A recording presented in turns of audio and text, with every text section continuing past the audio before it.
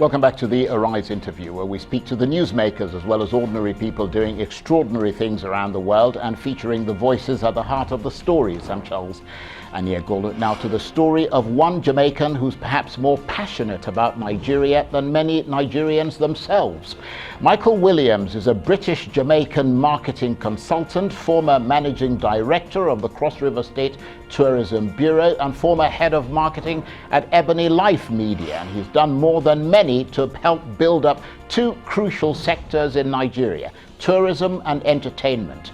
His connection to this country begins after a voluntary role in London led to his first trip to Nigeria in 2007. He came, he saw, and he stayed, and has since helped to transform not just the tourism industry in Cross River State, but also as director of marketing campaigns for blockbuster movies. He's helped to turn The Wedding Party 1 and 2, Destination Dubai, and Chief Daddy into the three highest grossing Nigerian films of all time. We'll speak to Michael Williams in a moment, but first here's a bit of the trailer for Wedding Party 2.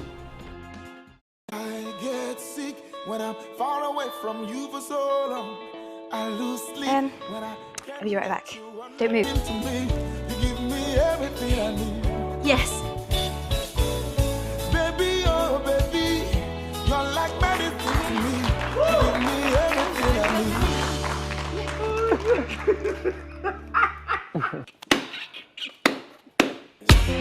He proposed by accident? Shh, what's wrong? Why are you shouting? Do you want Deirdre to hear you? How could you let this happen? Hello? Is it me that proposed to her? I tell you, say I love you, oh. So what are you gonna My do? money, my body, now your own, oh baby. I'm getting married.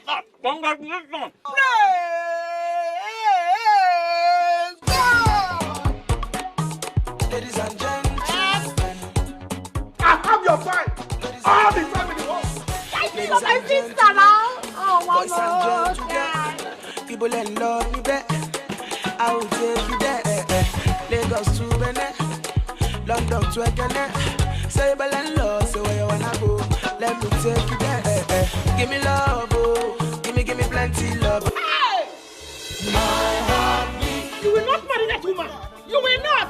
As long as I live, you will not. What is that exactly? Let's see. Well, that's a little bit of the wedding party there, the trailer, and it's fair to say that production might not have been as popular as it eventually became if it wasn't for the likes of Michael Wilson. And I'm delighted to say that Michael joins me now from our Lagos studios. Great to see you, Michael. It's been a wee while. I think the last time I saw you was you sort of, I'm not sure we talked, but I mean, you kind of presiding over carnival things in Calabar, and you've come quite a ways from then, haven't you? Absolutely. I was just thinking as I was sitting here that we've known each other for nearly 10 years now. Absolutely. But I mean, take us through, first of all, because you've never actually told me the story, even though I know you and I have sort of seen your work and been quite impressed with it. Take us through how you came to Nigeria in 2007 and what made you decide to stay on now for upwards of 13 years. Well, not quite like that. So let me tell the story. So in 2007, I was running my marketing agency in London, and I was also volunteering as a director of the London Notting Hill Carnival. So, and as head of marketing for that, huge event which draws over 1 million people to the Notting Hill area every single year. And in the course of doing that, we got a phone call just out of the blue. And I got a call from the office saying that there's a carnival in Nigeria and they want a director of Notting Hill Carnival to come. Now, at the time, I was the last director to be called. Everybody else was busy with one thing or the other. And so I thought about it, and I'd heard all kinds of things about Nigeria, and I just said, well, yes, let me go and see what it's like. I couldn't believe there could be any kind of carnival of note in Africa, and so I was kind of curious. And so I headed to Calabar. All the arrangements were made, and I got there, and I was blown away by what I saw. And it was just this fantastic, and not just the carnival and the rest of the Calabar festival, but also I got a chance to go to the Abudu Mountain Resort and see a lot of what Cross River had to offer in terms of tourism. So I was excited by it, but at the end it was just one trip. I went back to London, went back to my life, and stayed in touch with the people from Carnival Calabar. They would pass through London on the way to maybe Trinidad for their training and so on. And I would host them for dinner or help them with different things. And after about a year, I got another call saying the new governor was looking for a tourism consultant. Was I interested in at least making a proposal? At the time, I was actually, one of my jobs was to do PR consultancy for the Jamaica Tourist Board. So I was going down to Jamaica and taking journalists down and quite enjoying, as you can imagine, that exchange. But yeah, my proposal was accepted, and so I headed back to Calabar to make a presentation. I never thought I would see Calabar ever again. I thought it was just a one-off. Made the pitch, surprisingly, won. And so this was now 2009. I had this opportunity to go to Calabar once a month, first for a week and then 2 weeks, helping them with the changes they wanted to make in tourism, and so that's really where it started. Well, that's a jolly interesting story, and obviously, I could see, I was actually there at that carnival, if I remember correctly, in 2007, and it was quite a spectacle, and I was hugely impressed myself. And then it grew from there to become, I understand, the biggest carnival in Africa, and also the biggest street party on the continent. Yes. By the time I went back in 2009, it was even bigger, and it stayed that way for most of the time that I was there.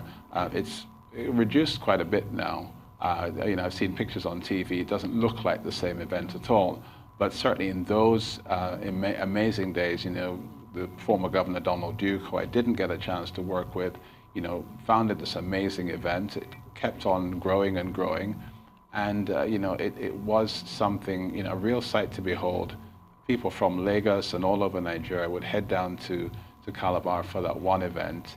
And just for that brief moment, those few years, I thought we had this fantastic opportunity to transform Nigerian tourism as we knew it then. And of course, here you were, Michael, coming to Nigeria. You mentioned at the outset that you had heard a lot of things that were not necessarily favorable about Nigeria, but yet you took on the challenge of trying to, make Calabar an attractive place. Not just, for Nigerians, but beyond Nigeria as a tourism destination. Were you at all daunted by that task, given the negativity that you knew was associated with Nigeria, particularly internationally? Yes, it was very daunting. But more daunting than anything else was in 2010 when the Senator Lele Moke, the sitting governor, asked me whether I would consider coming permanently to run the Tourism Bureau as the managing director.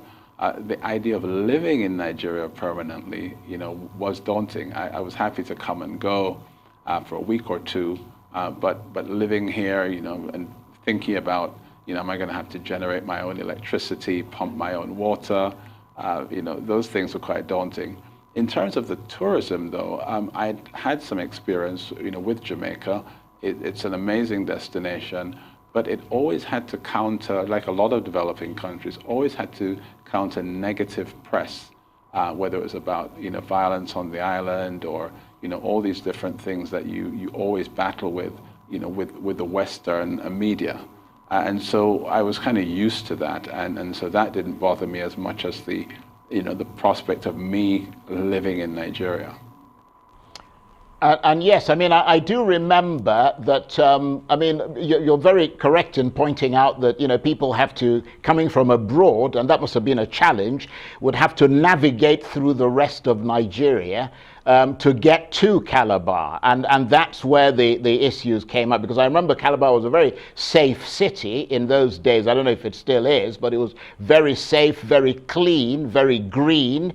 And, you know, you could go there and feel perfectly, you know, at home. But I mean, the challenge was trying to get people internationally to get to Calabar. And the international airport never quite, you know, took off to be able to do that, did it? I mean, to bring people directly to Calabar.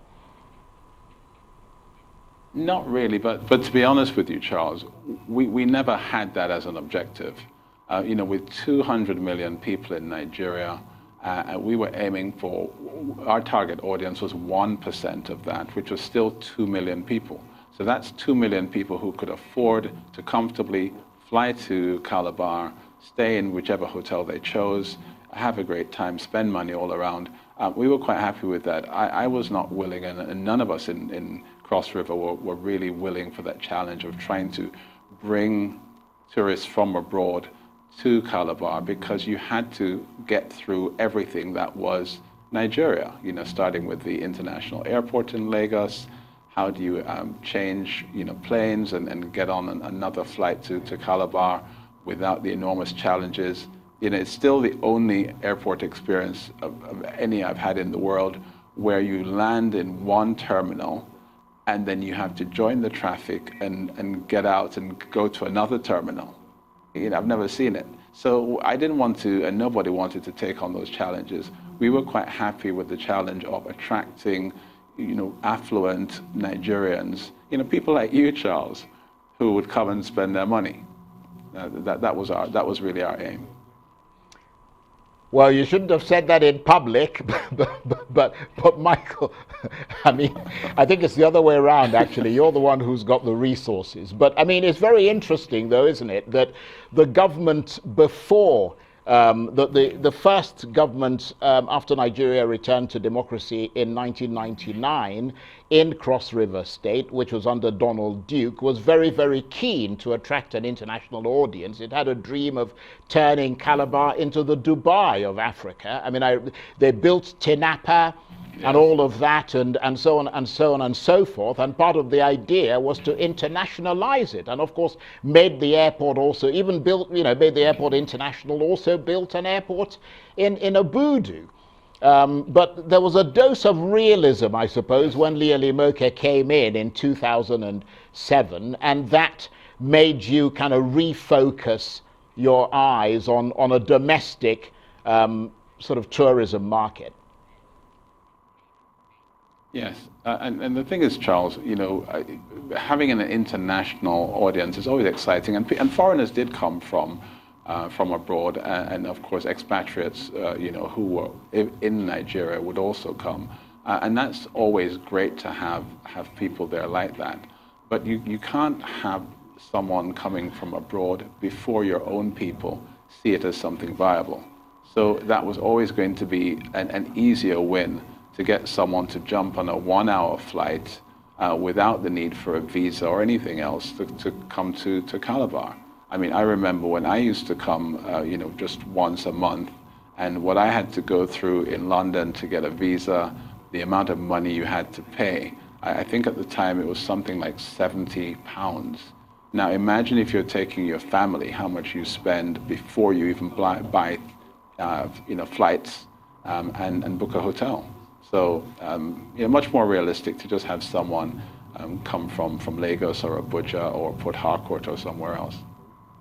Okay, Michael, really interesting. We'll talk about what you've done with the movies when we come back. Stay with us. You're watching the Arise interview. Plenty more still ahead as we continue our chat with Michael Williams, the British Jamaican who is helping to transform tourism and entertainment in Nigeria. Stay with us.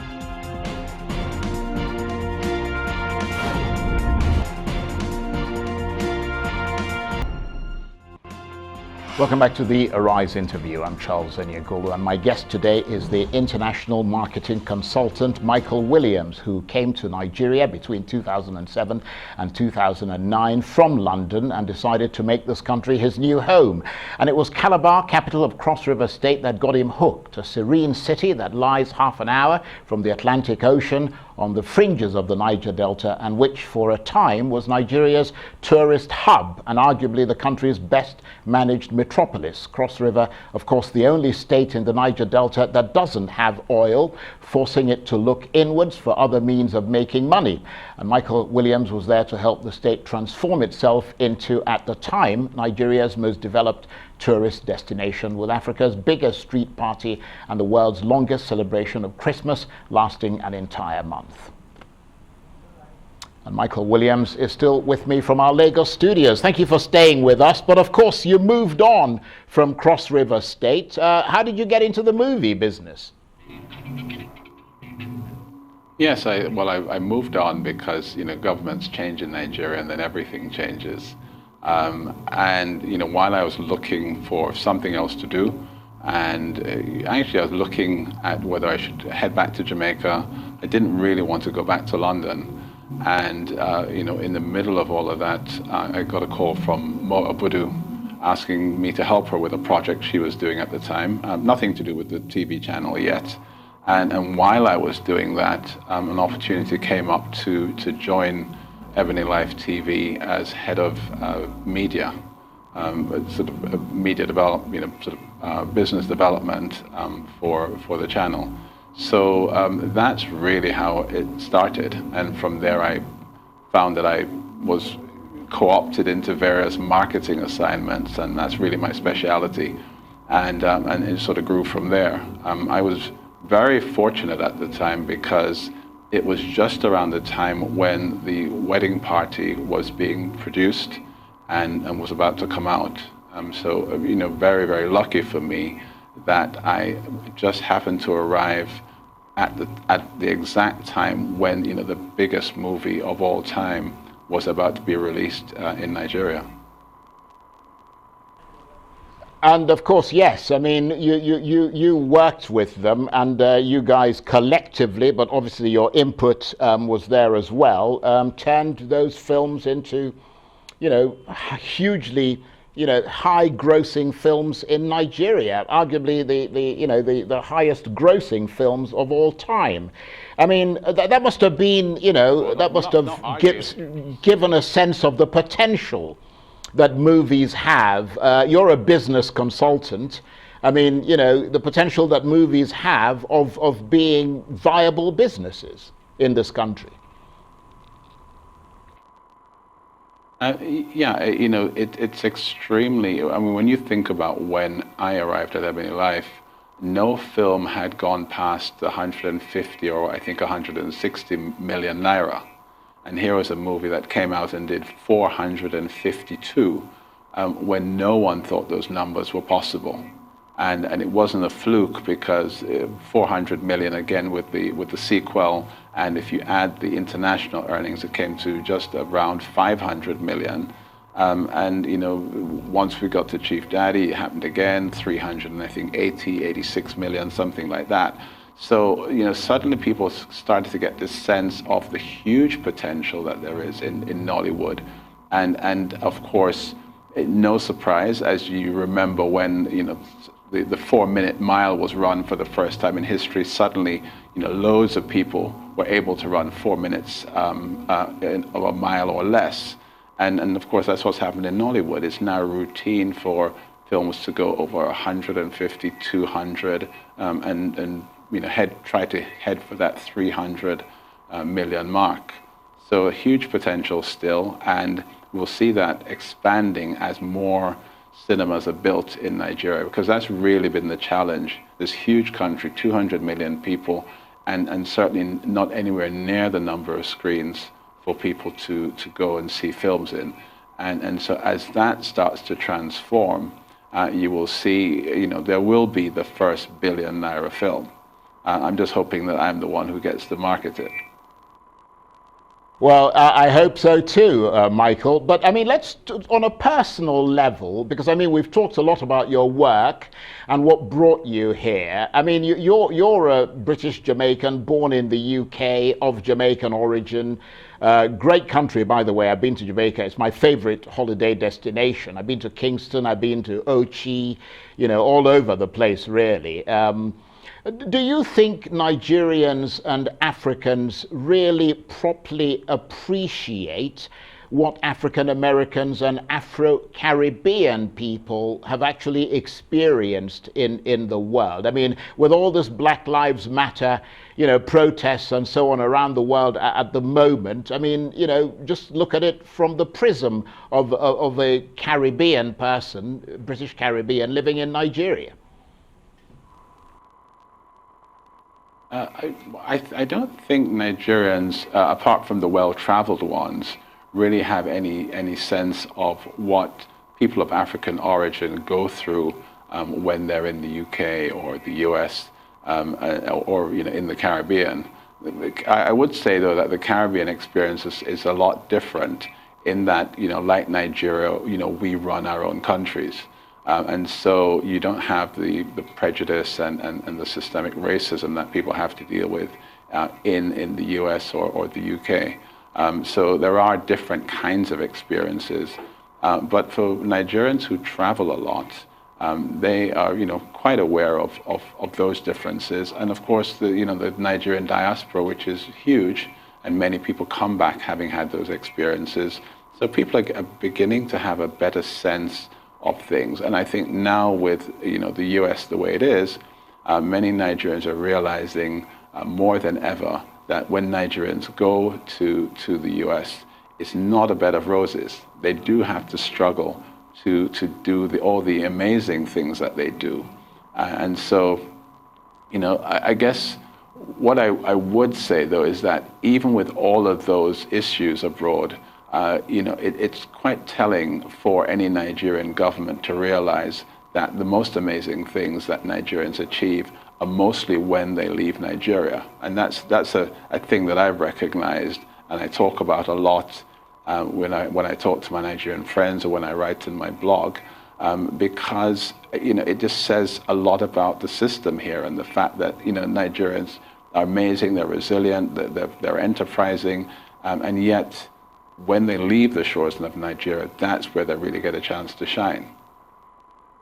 Yes, that's an interesting observation. And you mentioned, I mean, just talking about the things that you're doing now, I mean, I know you're still a business development consultant, but I mean, you mentioned your blog. I think it's called From Kingston to Calabar, An Unexpected Journey. I mean, in it, you talk Correct. a lot about so many different interesting things. I mean, I really was riveted reading it. I mean, a guide to church in Nigeria, how to drive like a Nigerian, etc. I mean, I expect some of it is quite funny.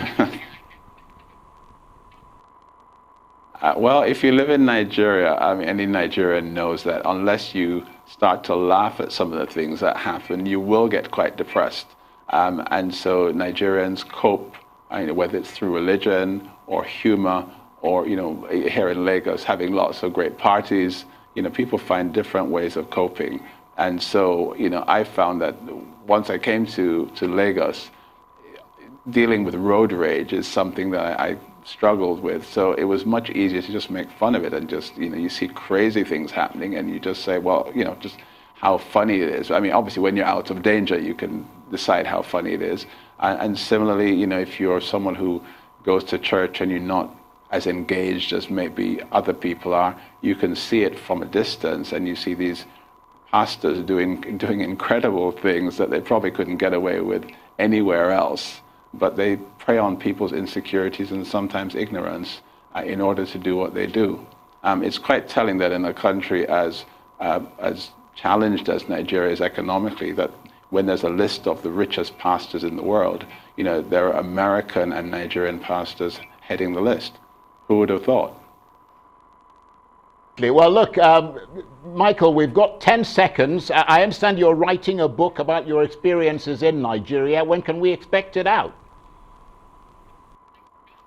Before the end of the year. I finished the first draft It's with my editors now, so with a bit of luck and hopefully I can find the right publisher, it should be out by the end of the year. Like the blog, it's going to be called From Kingston to Calabar, and it's really a memoir of the last 10 years, what I've been doing in Nigeria. Michael, I'm really sorry to interrupt you, but I want to thank you very much indeed. We're going to be cut off in a minute if I don't say goodbye. Thank you ever so much. Michael Williams. That's it for this edition of the Arise interview. Join us again tomorrow. From me and the entire team here in Abuja and Lagos and Accra, Ghana. Bye-bye, and thank you for watching.